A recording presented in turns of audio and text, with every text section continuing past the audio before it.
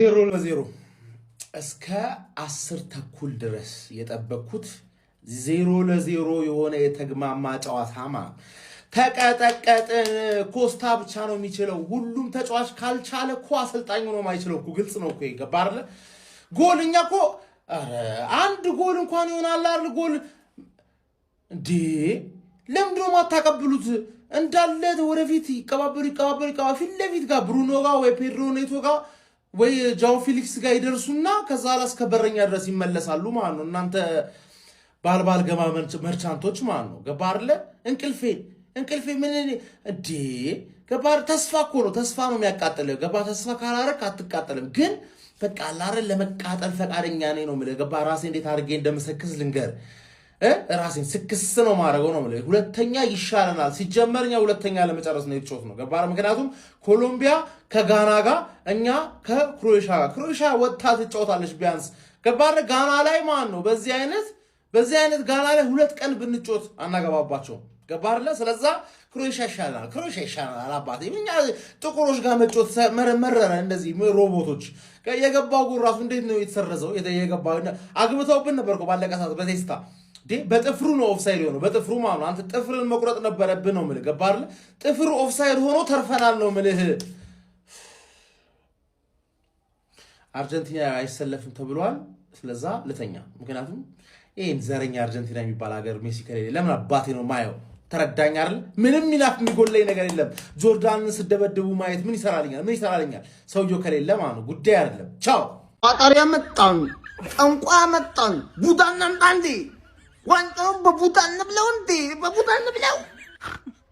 ያው አሁን ክሮኤሺያ ነው፣ ቀጣይ ክሮኤሺያ ነው። ከዛ በኋላ እንግሊዝ፣ ስፔን ምን ፈረን እያገላበጡ ነው የሚጠብሱ እያልኩ ነው። እያገላበጡ በጠጠን ነው የሚያመጡሉ። ሁሌ ብርጫዎች ማወቅ አለብን። በጭላዳ ስታይል ዋንጫ በለም ይሄን ማወቅ አለብህ። ሁሌ ምን አይነት ቆዛሚ ደግሞ ያው ፋናት ቁጭ ብሎ ሲቋጥር ድሮች ሊያልፍልኝ ነው እንዴ?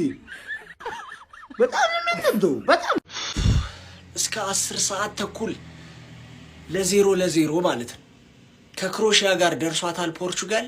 ስለ ጨዋታው ግን ስናወራ ያልተሸነፈችው ራሱ ማለት ነው በሩበን ዲያዝና በኦፍሳይድ ምክንያት። ኧረ ዲያዝ እኛ ሴንተር ባኮቻችን በዙብን። ግን ሲቲ ቤት ሴንተር ባኮቻችን በዙብን። አማርጠን ነው ቀጣይ ምን አዲሱ ሲዝን ላይ የምናሰልፈው ማለት። ይሄ ሰውዬ ግን የሆነ የሚጠቀመው ነገር ካለ መርምሩልኝ በመድኃኔዓለም። ኳስ ከገፋ እምባፔ ራሱ የሚደርስበት ነው የማይመስለው ነው። ገፍቶ ይገባል። በቃ ወፍ የለም ኤንድ ፕሮዳክት። ኧረ በስመ አብ። ይህን ይመስላል እንግዲህ ኖክአውት ስቴጁ። ፖርቹጋል ክሮኤሺያን ካለፈች ከስፔን ጋር ሊደርሳት የሚችለው ትልቅ እድል አለ ማለት ነው። ያው ስፔን ካለፈች ማለት ነው ያው ታልፋለች በሚለው። ሌሎቹም ይህን ይመስላሉ። ለዛሬ ግን ተበልተናል። ወይኔ እንቅልፌ የአሜሪካ ስራሽን ይስጥሽ። አዎ ፖርቹጋል የስራን ይስጥ። በቃ እንዴ አለመሸነፍ ራሱ ትልቅ ድል ነው። በዚህ ጨዋታ ላይ አለመሸነፍ ነው የምላችሁ። ኧረ ፖርቹጋል ዋንጫ አይ ዋንጫ! እንዴት አሁን ይሄንን አይተን እንዴት ነው አይደለም ይሄ ቡድን ዋንጫ ሊበላ ማለት ነው። ሰርቆ ራሱ የሚወስድ እኮ አይመስልም እኮ። አንተ ተቀጠቀጡ እኮ ማንዬ! ጭራሽ በተጨማሪ ደቂቃ ላይ ጎል አስቆጠሩ። ተሻረ። ግን ደግነቱ 0-0 አለቀ። አሁን ሁለተኛ ሆኖ ፖርቹጋል ጨረሰ። ማን እንደሚገጥመው ታውቃለች? ምሳ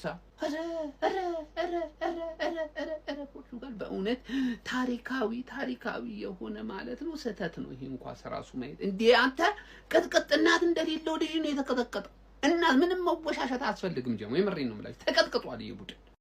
የመስመር ተከላካዮቹ ምንም አገልግሎት አትሰጡም እንዴ? ምንም ሲያበሽቅ በእናት በተኛስ ወይኔ መተኛት ማን ገደለ? ዶሮ እኮ ጮኸብኝ። ወፎች እየተንጫጩ ነው። ለዚህ ነው እስከ 10 ሰዓት ድረስ ቁጭ ብዬ እንደዚህ የተጣለ ጨዋታ ላይ ማን ኮሎምቢያዎች ነው እንደውም የቀጠቀጧቸው ማለት ነው። ጭራሽ ሊያልቅ ሲልኮ ፖርቹጋሎች የመጫወት ፍላጎት አልነበረባቸው ማለት ነው። ራፋኤል ሊያኦ እየጠለዘ ይሮጣል ምናምን ነገር የሆነ ነገር ለማድረግ እየሞከረ ነበር። ሙሉ ጨዋታው ላይ ግን ምንም የሉም ነበር ፖርቹጋሎች። ዛሬ አልቻሉም። ማን ጆዋ ፌሊክስ ትንሽ ለመንቀሳቀስ እየሞከረ ነበር። ሮናልዶ ምንም ኳስ እያገኘ አልነበረም ከነጭራሹ ማለት ነው። ምንም በቃ ኦፍሳይድ ነው ብዙ ኳሶች እየተባሉበት የነበረው ምናምን ነገር። ፖርቹጋሎች ያን ያህል የሚገራርም ኳስ ፈጥሮ አልነበረ። የብሩኖ ኳስ ነበር እንዴት እንዳልገባ አላቅም። እሱ ኳስ ገብቶ ቢሆን ጨዋታው ብርግድ ይል ነበር። ማን በዚህ በኩል የፖርቹጋልን በረኛ ይመልሳል፣ የነዛም ይመልሳል። ሊያልቅ ሲል ግን ኮሎምቢያዎችን ፈሯቸው። እግዚአብሔርን ምላችሁ አትሄቲም በጣም ነው የሚችሉ እንዴ እንዳለ ይችላሉ ተጫዋቾቹ። ጭራሽ አግብተው እኮ ተሾሮ ነው እንዶ ተመስገን ነው ማለት የምችለው። በስማ አም ባክ እንግዲህ ጋይስ ፖርቹጋል እና ኮሎምቢያ 0-0 ወጥቷል። ኮሎምቢያ ማሸነፍ የምትችለው ጨዋታ ነበር። በጨዋታው ላይ በጣም በልጣ ተገኝታለች። የሮናልዶ ፖርቹጋል እንግዲህ ይህንን ጨዋታ ብታሸነፍ ኖሮ በጥሎ ማለፉ ቀለል ያሉ ጨዋታዎች ይደርሷል ነበር። አሁን ግን ከበድ ብለዋል።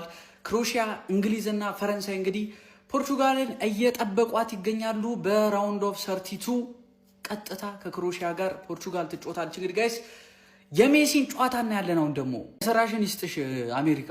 ፖርቹጋልና ክርስቲያኖ ተያይዘው ኮንታን የገቡት ምን አይነት የደከመ ጨዋታ ነው! ምን አይነት ጨዋታ ነው ያሳዩን! በስመ አብ 8 ሰዓት ላይ እንደዚህ ጨዋታ ትጫወታላችሁ?